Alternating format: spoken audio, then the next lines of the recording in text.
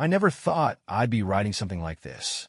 My name is Josh, I'm 34, and I've been married to my wife, Lydia, for 7 years. On the surface, our marriage was the kind most people would envy. Lydia is stunning, with her striking black hair and an intellect that could rival anyone's. She's an interior designer, and I run a small but thriving car business. We don't have kids, though not for lack of trying. After a couple of years of failed attempts, it became a quiet, unspoken pain between us. For a while, life seemed normal if not perfect. I threw myself into work, and Lydia did the same. She would spend hours sketching designs, both at her office and from the comfort of our home. We talked about her projects often, and one day, she mentioned she'd taken on a new client, David. I didn't think much of it. She'd worked with dozens of clients before, but I noticed something different in the way she talked about this one. Her eyes would light up, and she'd linger on small details about him. How he was building his dream house, how particular he was about his preferences, how their creative synergy was so refreshing. I didn't realize it then, but that was the beginning of the end for us. Looking back, there were signs, little things I ignored because I trusted her. She started dressing up more for work, even on days when she said she'd be working late from the office.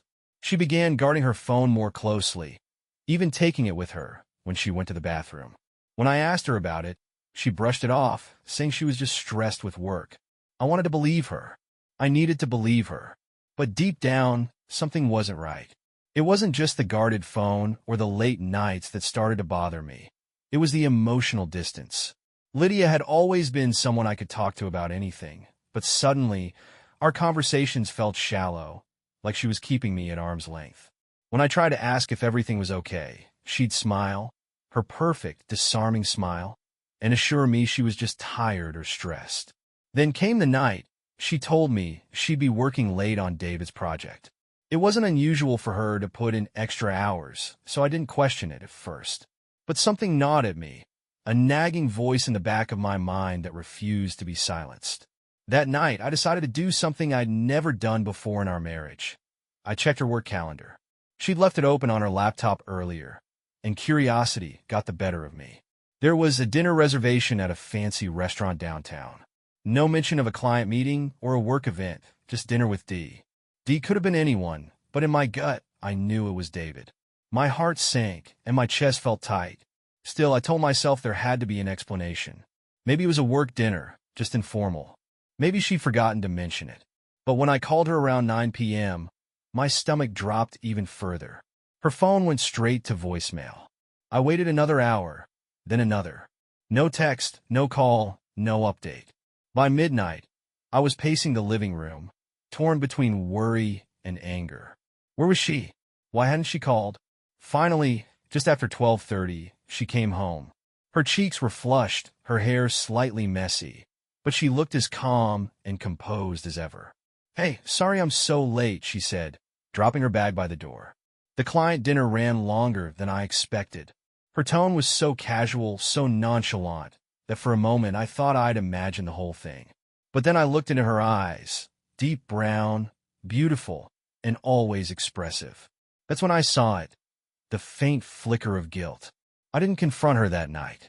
Instead, I kissed her goodnight and lay awake in bed, staring at the ceiling, my mind racing. Something wasn't right, and I couldn't ignore it any longer. The next few days felt like a strange dance.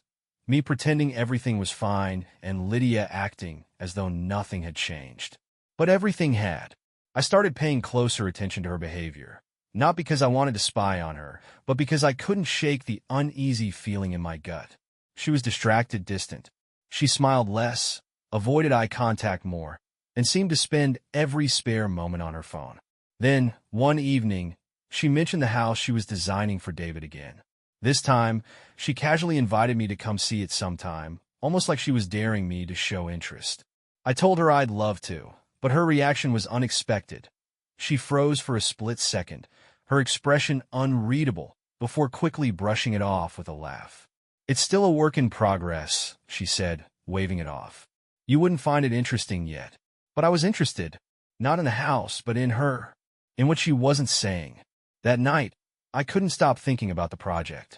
She described the location in detail before, proud of the work she was doing, so I knew exactly where it was. The next day, I took a long lunch break and drove by the site. It was a beautiful place, secluded, with a large driveway and the bare bones of a stunning modern home taking shape. I didn't see anyone there at first, but as I was about to leave, I noticed two figures standing inside. One of them was Lydia. The other was a man I didn't recognize, but I didn't need an introduction to know who he was. David. They were standing close, too close for comfort. I couldn't hear what they were saying, but their body language spoke volumes. She was smiling at him, really smiling, the kind of smile she used to reserve for me. I felt a mix of emotions I couldn't even name: anger, jealousy, sadness, and a creeping sense of inevitability. This was more than just work. When I got home, I decided not to confront her yet. I wanted to know for sure. I started checking her phone when she wasn't around, looking for anything that could confirm my suspicions. And then, one night, I found it. A string of texts from D. They weren't explicit, but they didn't need to be. David, dinner was amazing. Can't stop thinking about you, Dot. Lydia, me too. I wish we had more time, Dot. David, we will. Soon. My hands shook as I read them. There it was in black and white. Proof that my wife, the woman I thought I knew better than anyone, was betraying me. I didn't know what to do or how to feel. I wanted to confront her, to scream at her, to demand an explanation. But instead, I sat there in the dark, staring at the messages, wondering how everything had gone so wrong. The next morning, I woke up with a sick feeling in my stomach. Lydia was already up, humming softly in the kitchen as she made coffee. It was such a normal scene that, for a moment, I wondered if I'd dreamed the whole thing. But then I remembered the texts. Her words to David. I wish we had more time. I decided I couldn't wait any longer. I had to confront her. As I walked into the kitchen, she looked up and smiled. Morning, she said, handing me a cup of coffee like nothing was wrong. Morning, I replied, my voice flat. I couldn't bring myself to smile back. For a few minutes, we danced around small talk, but I couldn't take it anymore. I set my mug down harder than I intended, and the sound made her jump. Josh, she asked, her brow furrowing. What's wrong? I took a deep breath, trying to steady myself. I need to ask you something, and I want you to be honest with me. Her eyes widened slightly, but she nodded. Okay, are you seeing someone else? I asked, my voice trembling despite my best efforts. The silence that followed was unbearable. She blinked, and for a moment I thought she might deny it. But then she looked away, her hands tightening around her coffee mug. Why would you ask that? She said softly, not meeting my gaze. Don't do that. I snapped, surprising even myself. Don't pretend you don't know what I'm talking about. I saw the text, Lydia. I saw the way you look at him. Her head snapped up, and I saw it, the guilt, the panic, and something else I couldn't quite place. You went through my phone? She said, her voice rising. That's what you're upset about. I shot back. Not the fact that you've been lying to me? That you're sneaking around with David? Her face crumpled, and for a moment I thought she might deny it again. But then she sighed and set her mug down, running a hand through her black hair. I didn't mean for this to happen, she said quietly. I felt like the floor had been pulled out from under me. There was confirmation. How long? I asked, my voice barely above a whisper. A few weeks, she admitted, tears welling up in her eyes. It started as just work, I swear. But then we started talking, reminiscing about old times, and You what? I interrupted, my voice sharp. You decided our marriage wasn't enough? That I wasn't enough? It's not like that, she cried. I love you, Josh. I do. But David, he was my first love. Seeing him again brought back all these feelings I didn't even know I still had. Her words hit me like a punch to the gut. I felt like I couldn't breathe. So, what does that mean for us? I asked, my voice breaking. Are you leaving me for him? She shook her head frantically. No, I don't want to leave you. I don't even know what I'm doing, Josh. I'm so confused. Confused? I repeated bitterly. You weren't confused when you were texting him about how amazing dinner was, or when you wished you had more time together. She flinched at that, her tears spilling over. I'm sorry, she whispered. I didn't want to hurt you. But she already had. I left the kitchen without another word. My mind was racing, and my chest felt like it was going to cave in. I needed space, air, something to stop the spiral of anger, pain, and disbelief that was swallowing me whole. I grabbed my jacket and keys, ignoring Lydia's voice as she called after me. "Josh, wait, please, let's talk." I slammed the door behind me and got into my truck, gripping the steering wheel so tightly my knuckles turned white. For a while, I just sat there, staring at the dashboard, the morning sun glaring through the windshield. How had we gotten here? 7 years of marriage, of building a life together, and now this? All over some guy she hadn't seen since they were teenagers? I started driving aimlessly, my thoughts a jumbled mess. Anger kept bubbling up. Anger at Lydia for betraying me, at David for coming back in her life, at myself for not seeing it sooner. But underneath the anger was something far worse, the ache of betrayal. I thought about all the moments we'd shared, our wedding day, the late nights talking about our dreams, the endless discussions about having a family. I thought about how I'd stood by her when we couldn't conceive, how I'd held her when she cried, whispering that we'd figure it out together. And now here we were, broken. I ended up at a park we used to visit when we first started dating. I don't know why I went there. Maybe I was trying to remember what it felt like before everything went wrong. But all it did was remind me of what we'd lost. I sat on a bench for what felt like hours, staring at the empty playground, my mind replaying our argument over and over. Her words kept echoing in my head. "I love you, Josh." "I do." But David, it wasn't just the affair that hurt. It was the fact that she still had feelings for him, that she'd let him come between us. By the time I got home, the sun was starting to set. I felt drained, like all the fight had been sucked out of me. Lydia was waiting for me in the living room, her eyes red and puffy from crying. "Josh," she said softly, standing as I walked in. "I'm so sorry. Please, can we talk?" I looked at her, the woman I'd loved for so long, and for the first time, I didn't know what to say. Part of me wanted to scream at her, to demand answers, to make her feel the pain she'd caused me. But another part of me just felt numb. "I don't know if I can do this," I said finally, my voice heavy with exhaustion. Her face crumpled, and she stepped closer, reaching for my hand. "Please don't say that. I'll do anything, Josh. I'll cut him off. I'll focus on us. Whatever it takes. Just don't give up on me. On us." I pulled my hand away, the hurt too raw to let her touch me. "I need time," I said simply. "I don't know what I'm feeling right now, but I can't just pretend like everything's okay." She nodded, tears streaming down her face. "Take all the time you need. I'll wait. I'll do whatever it takes to fix this." But as I walked upstairs to our bedroom, I couldn't shake the feeling that some things might be beyond fixing. The days that followed were some of the hardest of my life. Lydia gave me space, just like she promised, but the silence between us was suffocating. I avoided her as much as possible, throwing myself into work at the dealership. I stayed late, skipped meals, and ignored her texts asking if I was okay. I wasn't okay. How could I be? The woman I'd built my life with, the woman I thought I knew better than anyone, had betrayed me. And not just with anyone, with David, her first love. That detail made it all the worse. It felt like I was losing to someone I didn't even know, but who had always been lingering in her memories. I didn't know what to do, so I did what most people in my situation would. I searched for answers. I needed to understand what had happened and why. One night, I decided to look deeper into Lydia's relationship with David. I knew it might hurt to uncover the truth, but the not knowing was eating me alive. Her laptop was still on the desk in her home office. She'd gone to bed early, her face worn with guilt and exhaustion, so I knew I had time. I hesitated for a moment before opening it, my heart pounding. I found an email thread between her and David. It started innocently enough, just work-related questions about the house design. But as the emails went on, they became more personal. "David, I still can't believe it's you working on this house. It's like fate brought us back together, duh. Lydia, it does feel like fate. I never expected to see you again after all these years." As I kept reading, the messages grew more intimate.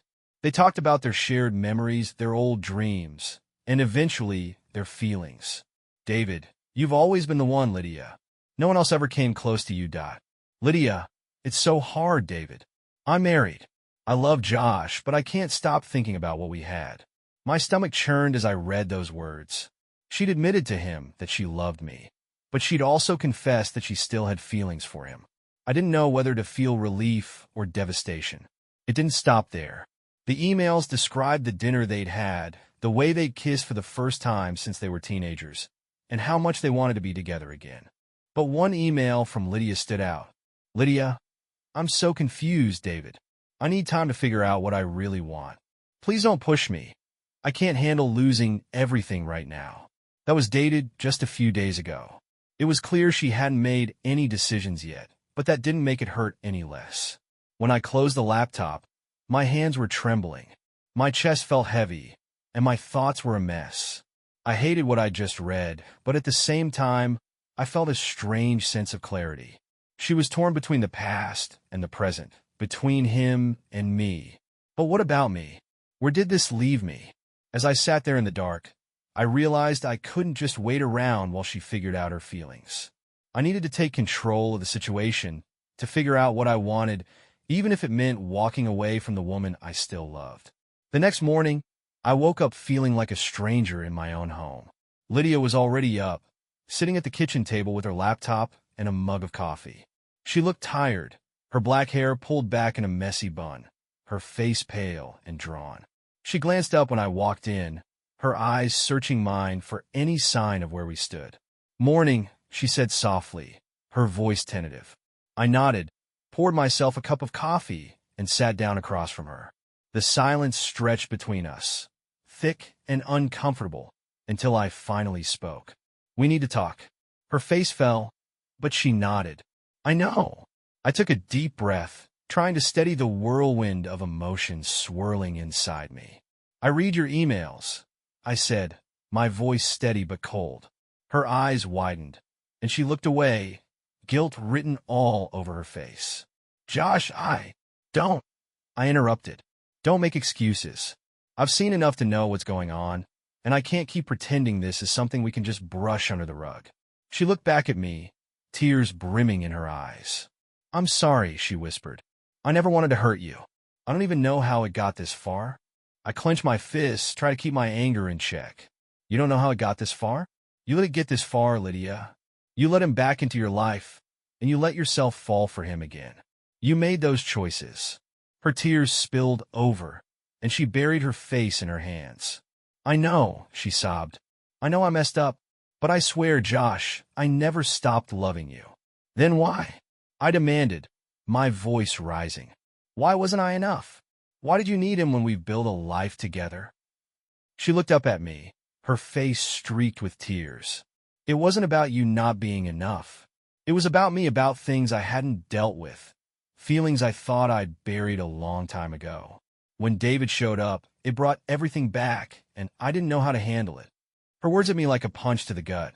I wanted to believe her, but how could I? She betrayed me in the worst way possible, and now she was asking me to understand? "I can't do this right now," I said, standing up. "I need time to think." She reached out, her voice desperate. "Josh, please, don't give up on us. I'll do anything to make this right." I pulled away, shaking my head. "I don't know if there's a way to fix this, Lydia. Not after everything." Her sobs followed me as I grabbed my keys and walked out the door. I drove around aimlessly for hours, trying to make sense of my emotions. Part of me wanted to believe her, to fight for our marriage, to hold on to the life we'd built together. But another part of me, the part that had read those emails, that had seen her smile at another man, wasn't sure I could ever forgive her. I pulled into the parking lot of a diner we used to go to when we were first dating. It was quiet, almost empty, and I slid into a booth in the corner, staring out the window as I tried to figure out my next move. Did I want to save my marriage? Could I even trust her again? Or was it time to walk away and start over, no matter how painful that might be? As I sat there, lost in thought, I realized something important. This decision couldn't be about her. It had to be about me, what I needed, what I could live with. And for the first time since this nightmare began, I started to think about what I deserved. I sat in that booth for what felt like hours, wrestling with the weight of the decisions ahead of me. The waitress brought me a coffee and left me alone, sensing I wasn't in the mood for small talk. My thoughts were chaotic, darting between memories of Lydia and me in happier times and the cold reality of her betrayal. As I stared at the swirling patterns in my coffee, my phone buzzed on the table. For a moment, I thought it might be Lydia, but when I checked the screen, the name surprised me. It was an old friend, Matt. We hadn't talked much in recent years, but he was one of the few people who knew me before Lydia. Part of me didn't want to answer. I didn't feel like explaining what was going on, but something made me pick up. "Hey, man," I said, my voice heavy with exhaustion. "Josh, long time, huh?" Matt's voice was as upbeat as ever. "How's life treating you?" For a second, I considered lying, brushing it off with a vague, "all good." But then I realized I needed to talk to someone outside the mess of my current life. "Not great," I admitted. "Actually, it's a complete disaster." Matt paused, his tone softening. "What's going on?" I hesitated, but the words started spilling out before I could stop them.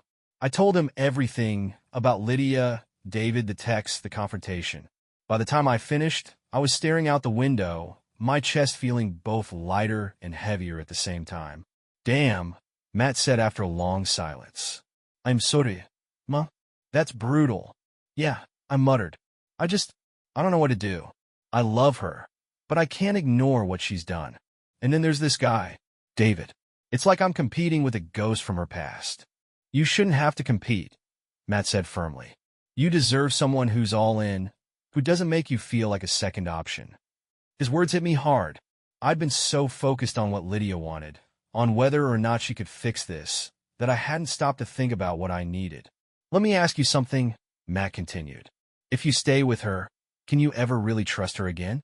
I mean, even if she cuts this guy off, do you think you'll ever stop wondering?" The question hung in the air, and I didn't have an answer. "I don't know," I admitted.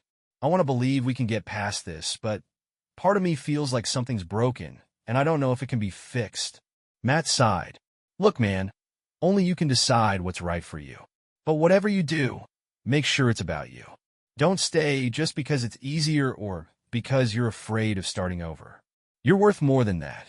His words stayed with me long after we ended the call. For the first time, I started to think about what life might look like if I walked away from Lydia. The thought terrified me, but it also felt freeing. When I finally left the diner, the sky was dark, the stars barely visible through the city's glow. As I drove home, I realized that no matter what I decided, things would never be the same. But maybe that wasn't such a bad thing. When I got home, the house was quiet. Lydia was in the living room, curled up on the couch with a blanket wrapped around her. She looked up when I walked in, her eyes filled with a mixture of relief and fear. "You're back," she said softly, her voice barely above a whisper. I nodded, taking off my jacket but not sitting down. "We need to talk." Her face fell, but she nodded. "Okay." I sat across from her, keeping some distance between us. "I've been doing a lot of thinking, and I need to be honest with you. I'm not sure I can forgive this, Lydia. Not right now, maybe not ever." She flinched like I'd slapped her, her eyes welling up with tears. "Josh, I'm so sorry. I know I've hurt you in ways I can't take back, but I love you. I don't want to lose you." "I don't know if love is enough," I said, my voice heavy. "What you did, it wasn't just a mistake. It was a choice, a series of choices, and I can't just brush that aside." She nodded slowly, her hands gripping the blanket tightly. I know I don't deserve your forgiveness, but I want to try. I want to fix this if you'll let me." Her words hung in the air, but they didn't bring me the comfort I thought they might. Instead, they felt like a weight pressing down on me. "Here's the thing, Lydia," I said after a long pause. "I can't just decide to forgive you because you want me to. This isn't something that can be fixed overnight. And honestly, I don't even know if it can be fixed." Her tears started falling, silent and steady, but she didn't interrupt me. "I need time," I continued. "Time to figure out what I want, what I can live with. And you need to figure out what you really want too. Not just what you think you should want because you feel guilty." She wiped at her tears, her voice trembling as she said, "What does that mean? Are you leaving me?" "For now," I said, the words catching in my throat. "I think we need space. I can't keep living under the same roof while I'm drowning in this pain. And I don't think you can truly sort out your feelings while I'm here, either. Her sobs grew louder, and she buried her face in her hands. I felt a pang of guilt, but I knew this was the right decision for both of us. I'm going to stay with Matt for a while, I said, standing up. I'll let you know when I'm ready to talk again. She didn't try to stop me as I went upstairs to pack a bag. The house felt unbearably quiet as I gathered my things, the weight of what I was doing sinking in. When I came back downstairs, Lydia was still on the couch, staring at the floor. I'm sorry, she whispered as I opened the door. I paused, looking back at her.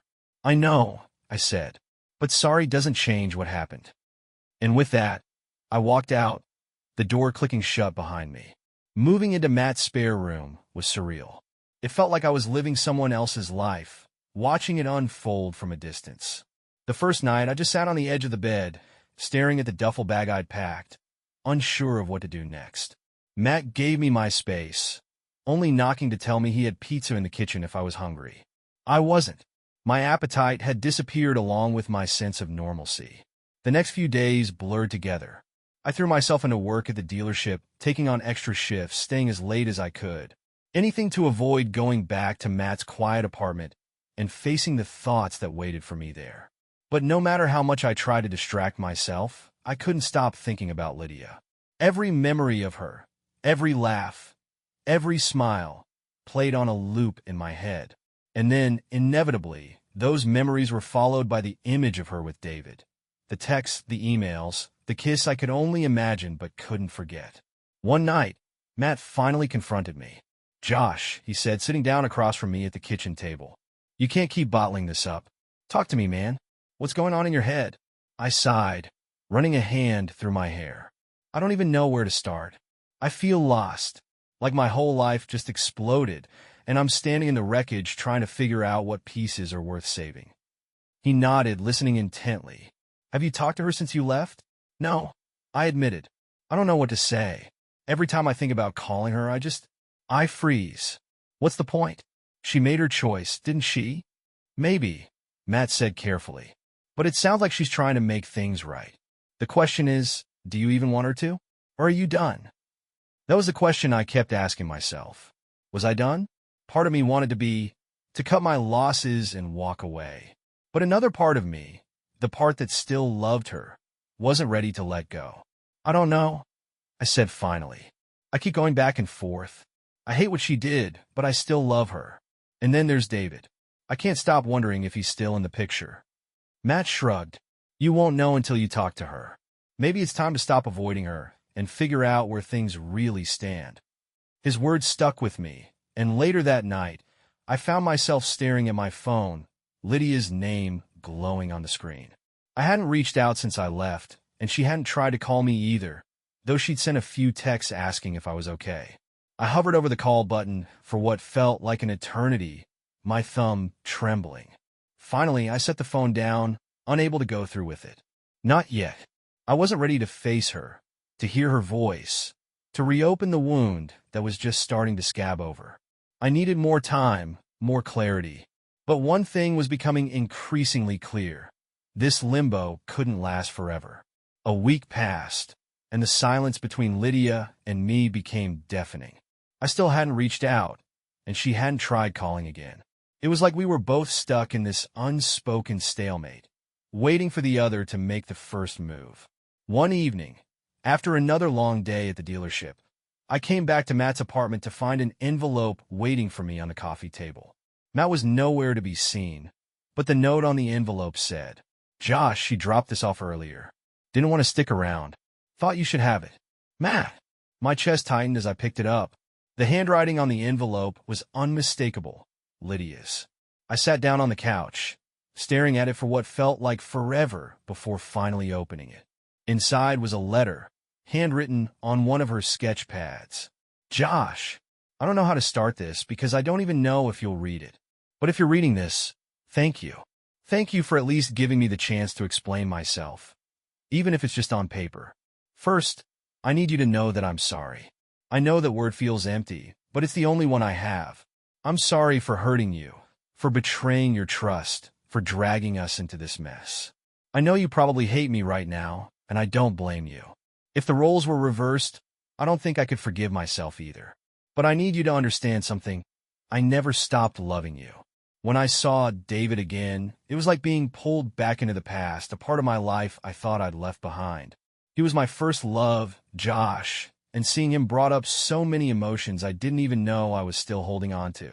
It wasn't about choosing him over you. It was about facing parts of myself I'd buried. That doesn't excuse what I did. Nothing does. I let myself cross lines I never should have, and I'll regret that for the rest of my life. But what I felt for David was more about nostalgia than anything real. What I feel for you, Josh, is real. It's always been real. I know I broke us, and I don't expect you to forgive me. I don't even know if I deserve it. But if there's even a small part of you that thinks we can get through this, I want to try. I'm willing to do whatever it takes to fix what I broke, even if it means starting from scratch. But if you decide you can't, I'll understand. I'll let you go, even though it will break my heart. Just know that I love you. And I'm sorry. Lydia. I read the letter twice, my emotions shifting with every word. Part of me wanted to crumple it up and throw it away, to dismiss her words as too little, too late. But another part of me, maybe the part that still loved her, couldn't ignore the raw honesty in her words. She'd admitted her mistakes, owned up to her actions, and made it clear that she wanted to make things right. But was that enough?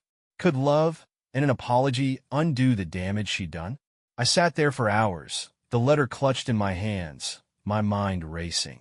For the first time since I'd left, I felt like I was starting to see her side of the story. Not just the betrayal, but the confusion, the guilt, the struggle to make sense of her feelings. It didn't excuse what she did, but it made me wonder if there was still something left worth saving. The next day, I couldn't stop thinking about Lydia's letter. Her words haunted me. Her honesty, her regret, her plea for another chance.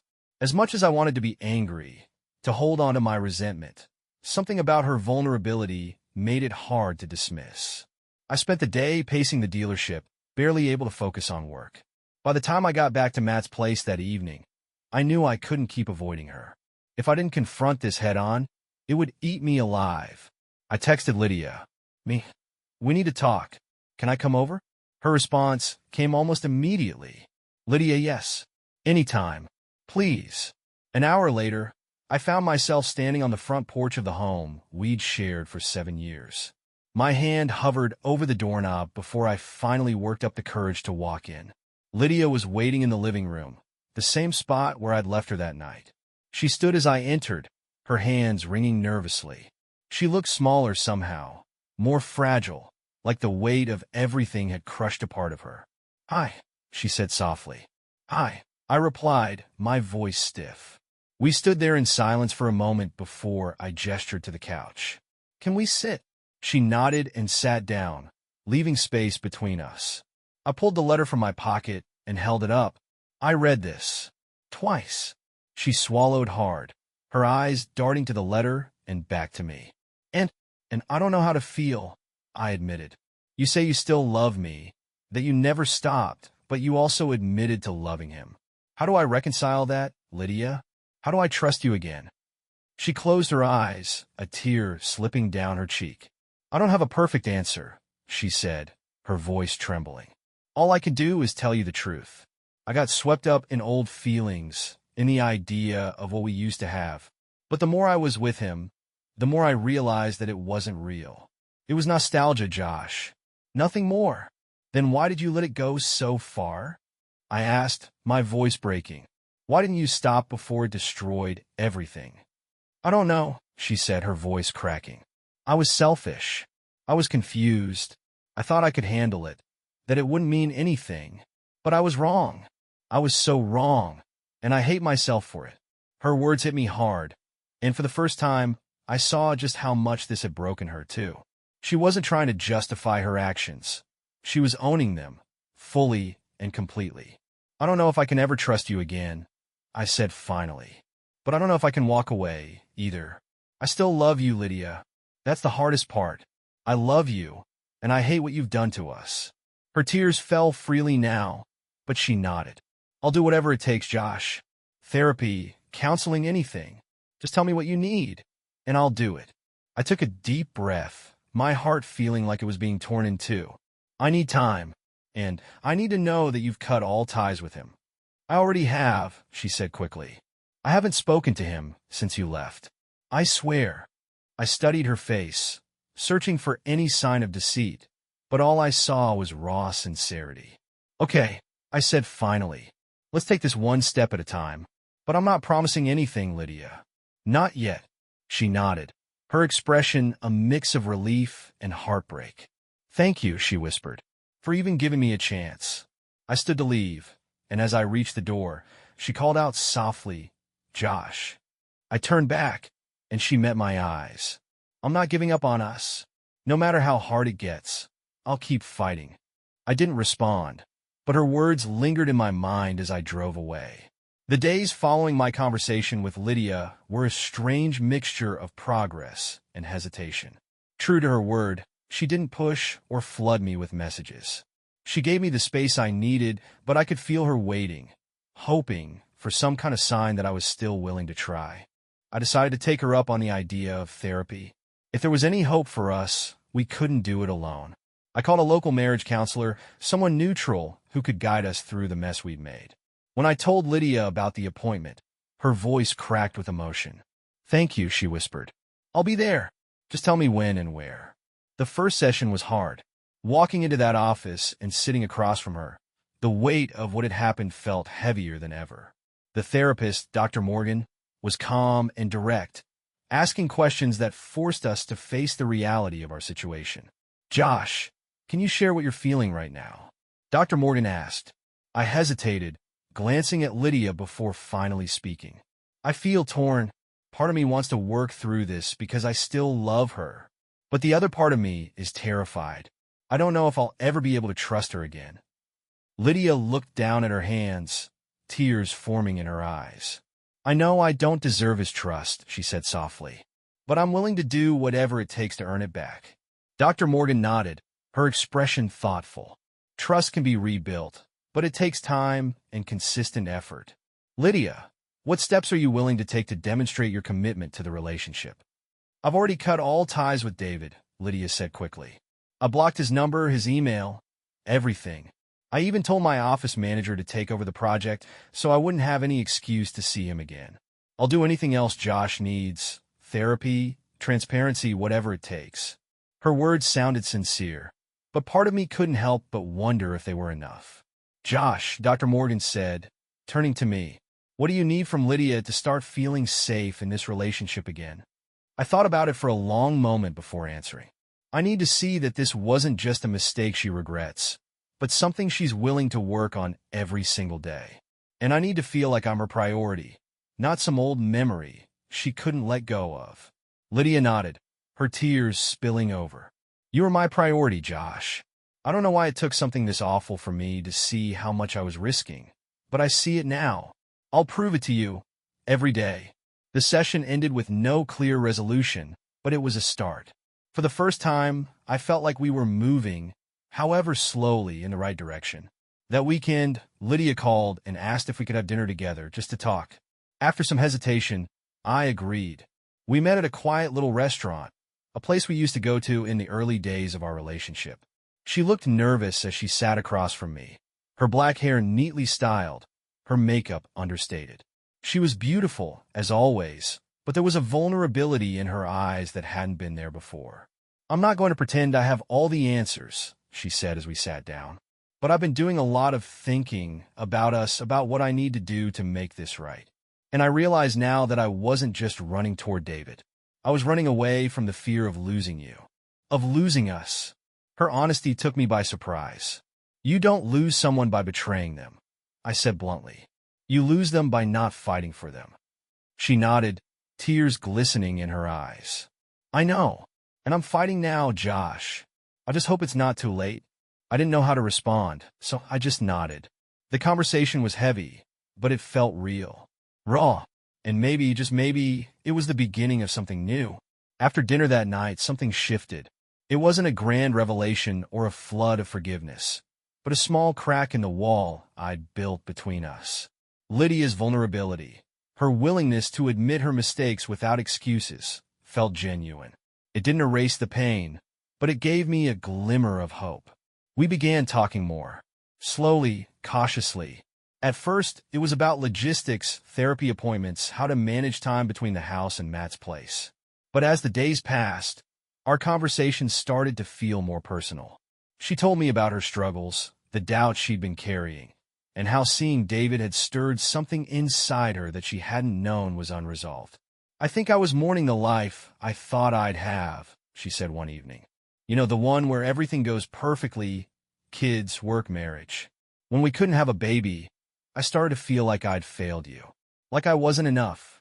Her words hit me hard. "You were never the problem, Lydia. We were in this together. I thought you knew that." I wanted to believe it, she admitted, her voice trembling. But it was easier to hide behind work or old memories than to face what I was feeling. That doesn't justify what I did, but I think it's part of why it happened. Hearing her open up like that didn't erase the betrayal, but it helped me understand her in a way I hadn't before.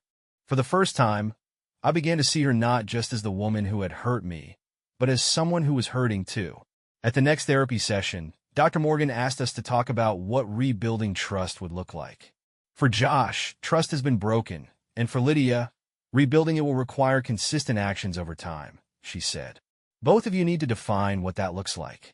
I thought for a moment before speaking. For me, it's about transparency. No more secrets, no more hiding things. If we're going to move forward, I need to know I can rely on her to be honest, even when it's hard. Lydia nodded quickly. I agree. I've been journaling a lot since this started, and I realized how much I've relied on avoidance, avoiding my feelings, avoiding difficult conversations. I want to change that for us and for myself. Dr. Morgan smiled faintly. That's a good start. Trust is rebuilt through actions, not words. It's going to take time, and there will be setbacks, but the important thing is that you both stay committed to the process. After the session, we grabbed coffee together, something that felt strangely normal despite the circumstances. For the first time in weeks, we laughed at something silly the barista said, and for a moment, it felt like the weight between us had lifted just a little. But rebuilding wasn't without its challenges. A few days later, I found myself struggling with a wave of anger that came out of nowhere. I'd been scrolling through social media when a memory popped up, a photo of us from a vacation years ago, both of us smiling, carefree. The image triggered something in me. I thought about all the trust I'd placed in her, how I'd never doubted her until now, and it made me feel raw all over again. When Lydia called to check in later that evening, I couldn't hide my frustration. "I'm trying, Lydia," I said, my voice tight. "But there are moments when I feel like this is all pointless. Like I'll never be able to look at you without seeing what you did." She was quiet for a moment before responding. "I know, Josh, and I don't expect this to be easy or quick. All I can do is keep showing up, keep proving that I'm here for you. For us, even if you can't see it yet." Her patience caught me off guard. Instead of getting defensive or pushing back, she simply listened, absorbing my anger without trying to diminish it. And somehow, that made it easier to keep talking. Months passed, and while the wounds weren't fully healed, they were starting to scar over. Therapy became a cornerstone of our journey, both together and individually. I began to understand not just Lydia's choices, but my own blind spots in our marriage. We both had to confront uncomfortable truths about how we'd let silence and avoidance creep into our lives long before David ever showed up. The process was messy. Some days we'd make progress, laughing, talking about the future, sharing moments that reminded me why I fell in love with her. Other days, the weight of what had happened would crash down on me, and I'd retreat into my own thoughts, questioning everything. Lydia, to her credit, never wavered. She stayed consistent, showing me with her actions that she was fully committed to rebuilding what we had. She started leaving her phone out in the open, inviting transparency without me even asking for it. She opened up more in therapy, even when it meant revisiting painful memories. And she never once asked me to rush my feelings or move on faster than I was ready. One evening, we sat together on the couch, watching a show we used to love. It was the first time in months that the house felt like home again. Halfway through, Lydia paused the TV and turned to me. "I want to ask you something," she said hesitantly. I nodded, bracing myself. "Okay, do you think we'll ever get back to where we were? Before all of this?" Her question hung in the air, and for a moment, I didn't know how to answer. "No," I said finally, and her face fell. But then I added, "I don't think we should try to get back to where we were. That version of us, it wasn't perfect. It wasn't strong enough to survive what happened. But maybe we can build something better, something new." Her eyes filled with tears, and she reached for my hand. "I want that too," she whispered. A few weeks later, I made the decision to move back into the house. It wasn't a declaration that everything was fixed. It wasn't. But it was a step forward, a sign that I was willing to keep trying. The first night back, as I unpacked my things, Lydia came into the room.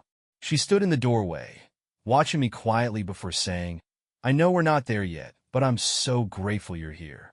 It means more than I can say." I looked at her, the woman I'd loved for so long, and saw not just the person who had hurt me, but the person who was working tirelessly to make things right. "Me too," I said. Looking back now, I don't know if there's a neat ending to a story like this. The truth is, betrayal leaves scars, and trust takes a long time to rebuild. But what I've learned is that love isn't always about perfection. It's about persistence, about showing up even when it's hard, about choosing to fight for something worth saving. If there's one piece of advice I'd give to anyone going through something like this, it's this: don't make a decision out of fear. Fear of being alone, fear of the unknown, or fear of starting over. Take the time to figure out what you need, what you can live with, and what you truly want. For me, that meant giving Lydia and us a second chance. And while the road ahead is still uncertain, for the first time in a long time, I feel like we're walking it together.